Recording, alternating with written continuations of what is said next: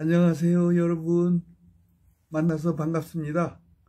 대한민국 교육연구소 김창한 소장 인사드리겠습니다. 자주 찾아뵙는데요.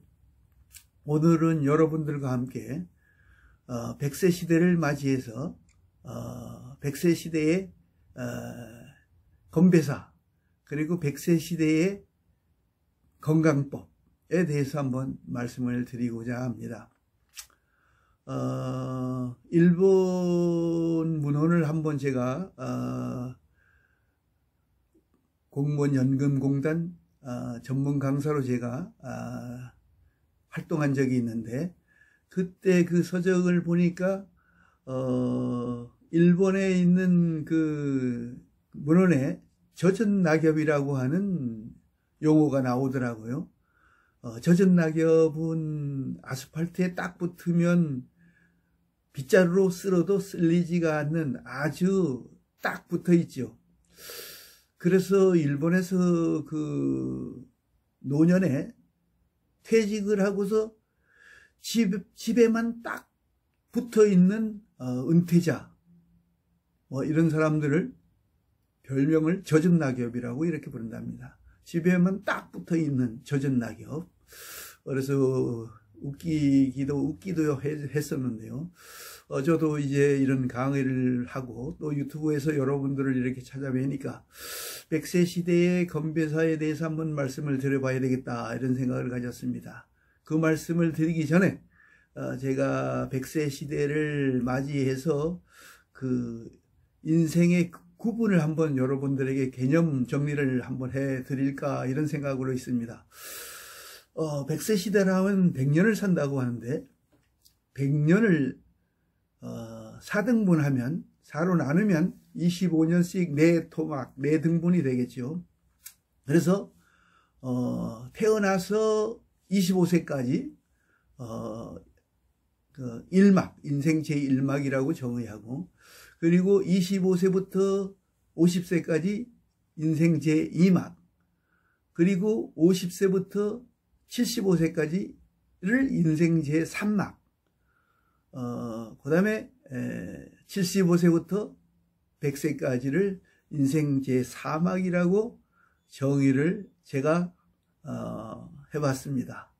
그런데 태어나서 25살까지는 학교 공부를 비롯해서 취직할 때까지 여러 가지 인생 준비기라고 할 수 있고, 그리고 인생 준비기를 거쳐서 제 인생 제2막, 25살부터 50세까지, 이때 25년은 현역기라고 이렇게 명명을 제가 해봤습니다.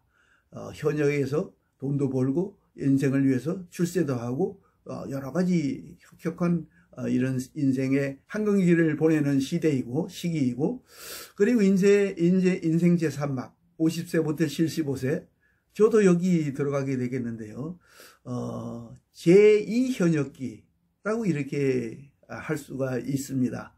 그렇다고 해서 이 현역기보다는 좀 그 경제적인 이런 보수나 이런 면에서는 좀 그렇게 중점을 두지 않고 사회활동, 봉사활동 이런 곳에 중점을 둔다고 보면 되겠습니다. 그리고 이제 마지막 75세부터 25년 100세까지는 제 인생 제 4막이라고 그랬는데, 이때는 이제 실제로 이제 은퇴를 해서 은퇴기라고 저술도 하시고 건강관리도 하시고 이런 쪽이 이제 이렇게 된다고 이렇게 정의를 내려왔습니다. 여러분 생각은 어떠신지요? 조금 일리가 있다고 생각하시지는 않나요? 이제 본격적으로 제가 인생의 건배사, 100세 시대의 건배사를 제가 직접 현장에서 이렇게 경험한 바가 있기 때문에 한번 말씀을 드려보면, 지금으로부터 한 10년, 15년, 한 20년 전쯤에는, 특히, 건배사로 9988 234 이런 말씀을 이렇게 드려봅니다. 즉 9988을 선창하면 234 재창 이렇게 해서 건배사를 했는데, 뭐 다 아시다시피 99세까지 팔팔하게 살다가 2, 3일 앓다가 바로 죽는다. 이런 개념으로 이제 그런 건배사를 해서 장수하고 싶은 마음하고 깨끗하게 이렇게 아프지 않고 질병에 치료를 하지 않고 바로 이렇게 돌아가시는 것이 가장 좋은 트렌드가 아닌가, 이런 뜻에서 이제 그런 건배사를 했습니다. 그런데 이제 지금으로부터 한 10년 전, 좀 더 전에, 그때 한 뭐 15년 전쯤, 10년 전쯤에는 건배사를 제가 이렇게 바꿨습니다. 저도 학교에서 이제 교감도 하고 교장도 이렇게 역할을 해봤는데, 선창으로 9988 이러면 모두 제창으로 2, 3일 이렇게 얘기했습니다. 그럼 뭐 불과 달라진 것은 끝에 글자가 2, 3, 4에서 2, 3, 1로만 바꿨지만, 다시 한번 풀이해보면, 여러분에게 소개해보면 99세까지 팔팔하게 살다가 2, 3일 앓다가 다시 일어선다, 이런 뜻으로 일자를 넣었습니다. 그래야지 이제 100세 시대에 100년을 산다고 하는 뜻으로 이렇게 얘기를 해서 건배사를 해서 상당히 좀 흥미로운 이런 우스갯소리도 같지만, 하여튼 이렇게 지금 시대는 트렌드가 이렇게 건강하게 오래 살 수 있는 트렌드가 아닌가 하는 생각을 가져봤습니다. 또 100세 시대를 맞이해서 그 한국 사람들은 평균 수명은 길지만 다른 선진국의 평균 수명에 뭐 필적할 만하지만, 알아 누워서 있는 시간이 다른 나라보다 훨씬 길다고 하네요. 그래서 이게 건강에 신경을 안 쓸 수 없잖아요.